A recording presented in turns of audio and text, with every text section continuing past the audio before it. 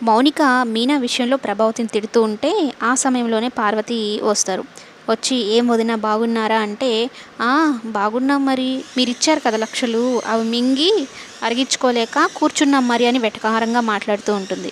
ఇంతలో మౌనిక ఉండి, "అన్నయ్య కదమ్మా మింగాడు, నువ్వు మింగావంటావేంటి" అన్నట్టు మాట్లాడుతూ ఉంటుంది. "నీకు ఆఫీస్‌కి టైం అయింది, నువ్వు వెళ్ళు, ప్రతి దానిలో దూరుతావు" అన్నట్టు తనని తిట్టి పంపించేస్తుంది.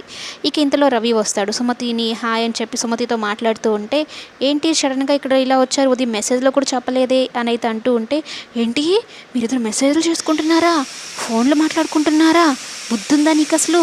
అంత అవసరమా?" అన్నట్టు మాట్లాడుతూ ఉంటే, ఇక సుమతిని ఉద్దేశించి తిడుతూ ఉంటే పార్వతమ్మ కోపం వచ్చి, "నీకు అసలు బుద్ధుందానే, ఇవన్నీ అవసరమా నీకు" అన్నట్టు మాట్లాడుతూ ఉంటే ఇంతలో రోహిణి వస్తుంది.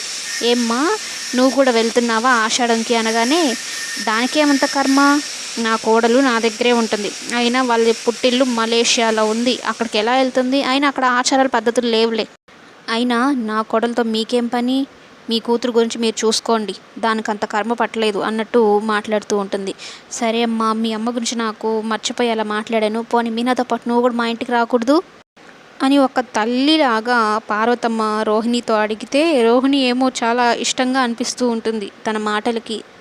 కానీ ఈ ప్రభావతి ఉందే, తనకంత కర్మ పట్టలేదు, గొప్పింటి పిల్ల అంటూ చాలా అవమానకరంగా మాట్లాడుతుంది పార్వతి.